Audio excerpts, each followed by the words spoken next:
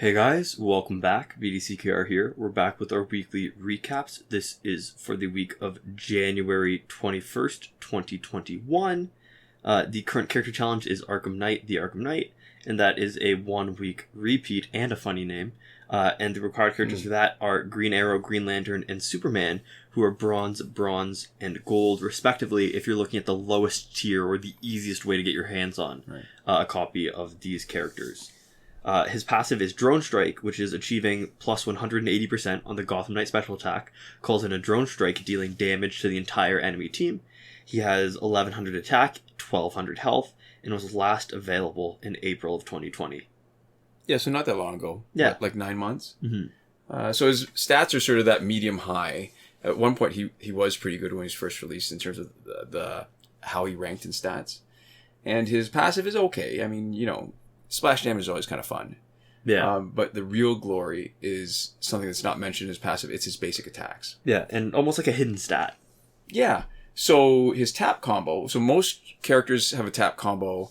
It's 3 hits and then a potential 4th hit if you finish the combo ender. Yeah, and they each deal 3% of the total damage stat. Yeah. But he does 2% each time.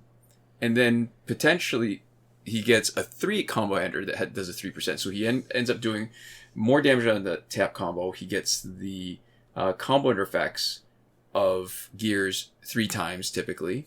And even better, his swipe combo does more hits than a regular swipe combo. Significantly. Yeah. So most people swipe combos 3 hits, 4% of your attack stat, and 4%. He does 4% 4 times, and then a last couple kickers at the end of 3%. So he's a lot of fun.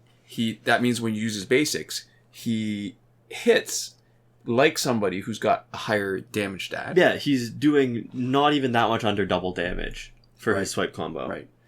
And what's even better, what's fun, and we'll have a video linked showing you just that moment when we're demonstrating this. Doesn't matter how close or far away your opponent is, it's ranged so that if you do the first 2 and don't finish the combo, they're at a distance, and you keep on doing that. You can increase your separation from your enemy. Yeah, you can keep knocking them away further with just the right timing for your swipe combo. So it's very much like Reverse Flash, where if you don't finish the combo, you get something different that's unexpected. Yeah, and the timing is close enough that it's not reliable. It's not like you can, win fights without ever taking a hit.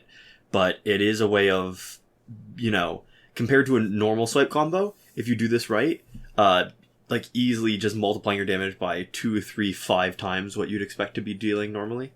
Yep. Mm-hmm. So there we go.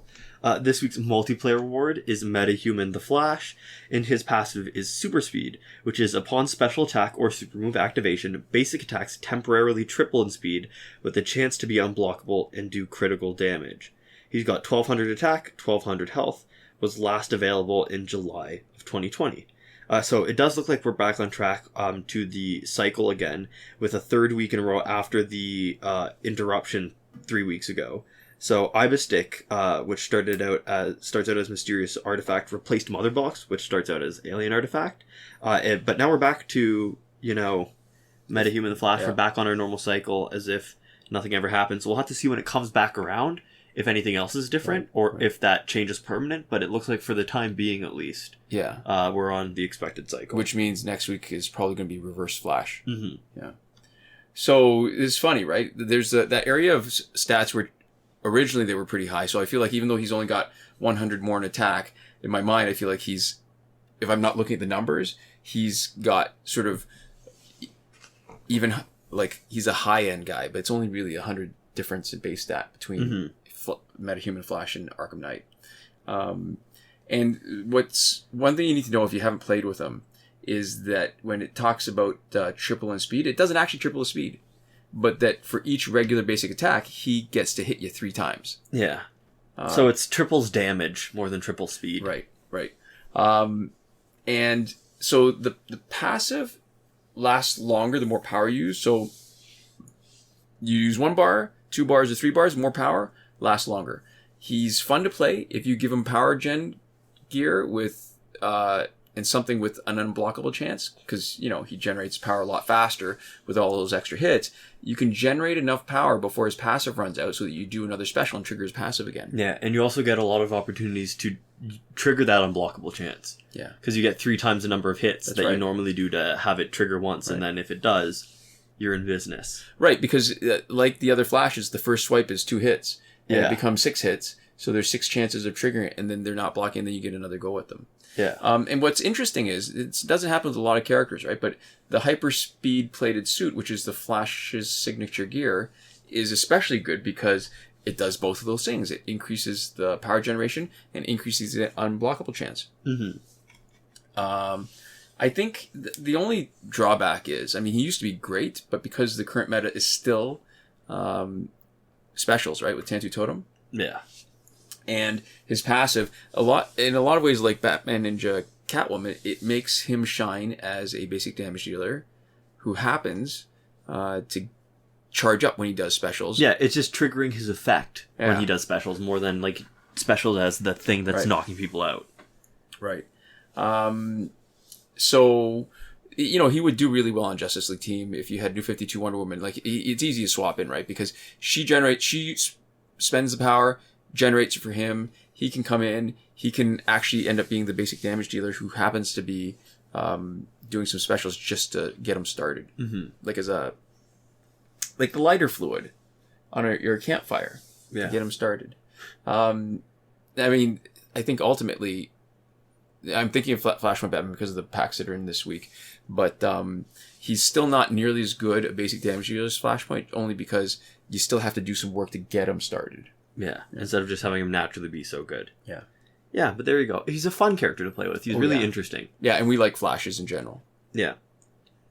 So in the store, we have the character bundle Batman Universe for $26.99 Canadian as always.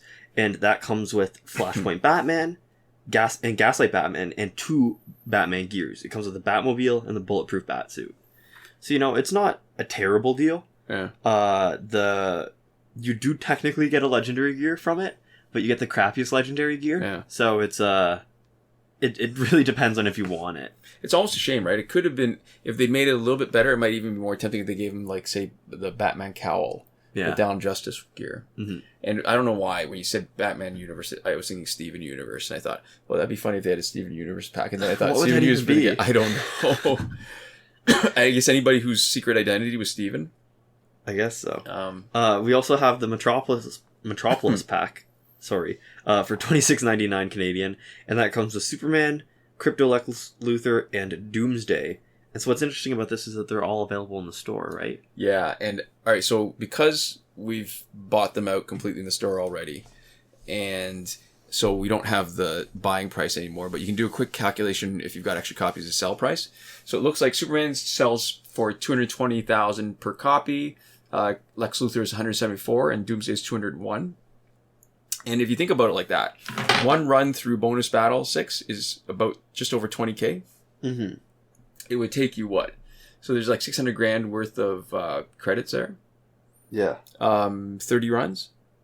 Is that right? I think so. Yeah. You could do that. So I guess it's up to you whether the joy you get out of it of playing 30 runs of Bonus Battle 6 is worth $27 to not have to do that. Or, you know, online rewards or challenge reset and selling people from the challenge reset. Yeah. Yeah. Whatever your preferred method is, but yeah.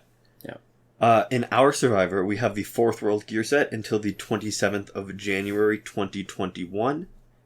Phantom Zone is finished. At least for Android it is. I think it's finished for iOS too now. Yeah?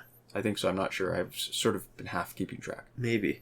Fight 62 is still broken.